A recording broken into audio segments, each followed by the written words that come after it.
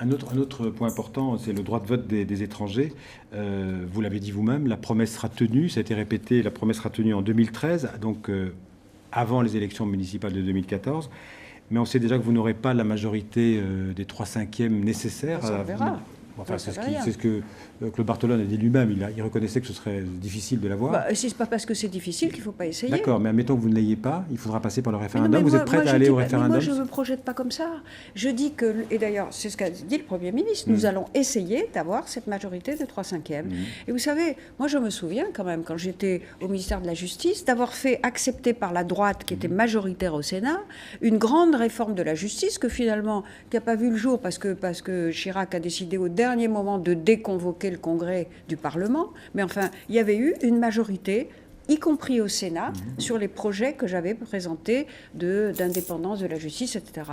Donc, c'est pas hors de portée. Vous considérez que ce droit de vote des étrangers, c'est une priorité, contrairement à Manuel Valls, par exemple, qui a dit que ce n'était pas vraiment prioritaire dans l'esprit des Français. Je pense que c'est un engagement du président de la République, qu'il faut donc, comme tous les autres engagements, le tenir, que ça fait trop longtemps qu'on le promet. D'ailleurs, je me souviens, quand j'étais garde des Sceaux, d'avoir fait voter la proposition de loi à l'Assemblée nationale. Donc déjà, notre Assemblée nationale, la majorité de gauche, en tout cas, s'est présentée pour.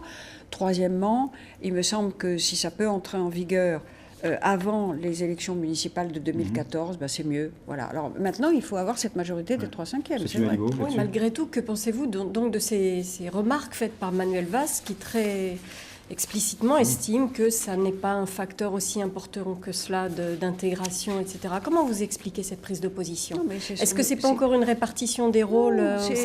C'est son opinion. Moi, je pense que je pense que c'est quelque chose d'important pour les personnes qui sont chez nous depuis très longtemps, qui sont venues parce qu'on les a fait venir, qui n'ont jamais voulu couper tout à fait le lien avec leur pays d'origine. Pourquoi? Parce qu'ils ont gardé le rêve de retourner. Puis ils ne sont pas retournés, puis ils ont eu des enfants, puis ils ont eu des petits-enfants, et puis ils participent à la vie locale.